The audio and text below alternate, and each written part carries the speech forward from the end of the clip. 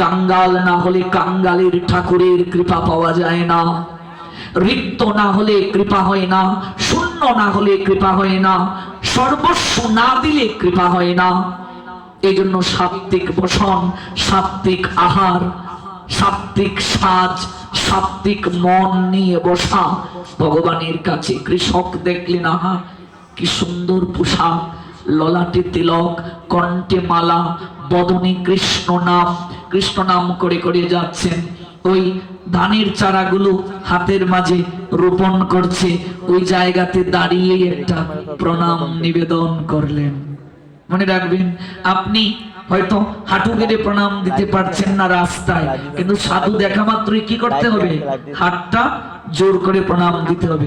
কেবল মনে রাখবে, এই বুকের মাঝে হাত রাখলে কিন্তু প্রণাম নয়, হাতটা এরকম কৃতাঞ্জলি পুটে বক্ষে রেখে তারপর কিন্তু এরকম স্পর্শ করতে হবে, নইলে কিন্তু প্রণাম হবে না।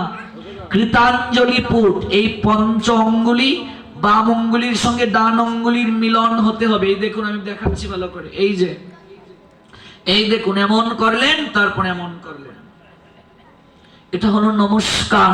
যতক্ষণ পর্যন্ত হস্ত ললাটে স্পর্শ না করবে নমস্কার হবে না। রাস্তায় তো আর লম্বা হয়ে প্রণাম দেওয়ার সুযোগ নাই, হাঁটু গেড়ে প্রণাম দেওয়ার সুযোগ নাই। সাধু দর্শন হলো, গুরু বৈষ্ণব দর্শন হলো, এমন করতে হবে, নমস্কার। কেমন?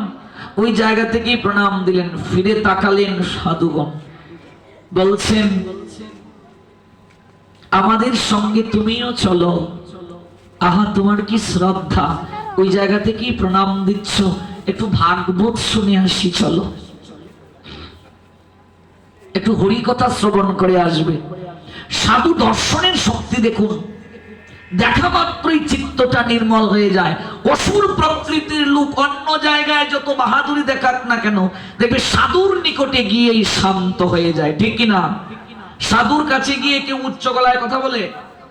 আমি আমার স্ত্রীর সঙ্গে যেভাবে কথা বলবো, স্ত্রী স্বামীর সঙ্গে যেভাবে কথা বলবে, সন্তানের সঙ্গে যেভাবে কথা বলবে, বন্ধু বান্ধবের সঙ্গে যেভাবে কথা বলবে, গুরু বৈষ্ণবের কাছে গিয়ে আমি সেভাবে কথা বলবো? যদি আমি সেভাবে কথা বলি তাহলে বুঝতে হবে আমার ভেতরে কোনো জ্ঞানই নাই। এই জায়গায় নত, এই জায়গায় কণ্ঠস্বরটা নিচু থাকবে, এই জায়গায় বিনয় থাকবে, এখানে ন্যায়ের জায়গা, এখানে নিজের ঐশ্বর্য প্রকাশের জায়গা না। কিছু লোক এসেই দেখবে ওই তার মেয়ে কি করে, মেয়ের জামাই কি করে, ছেলে কি করে, কার কি আছে। তোমার পাঁচালি শোনার জন্য সাধু আসছে নাকি? কে কি করে এটা শুনে তার হবে এটা কি? আপনারা কয় ভাই বোন বিয়ে করেছেন কিনা, বিয়ে করবেন কিনা, এগুলো জেনে তোমার হবে এটা কি?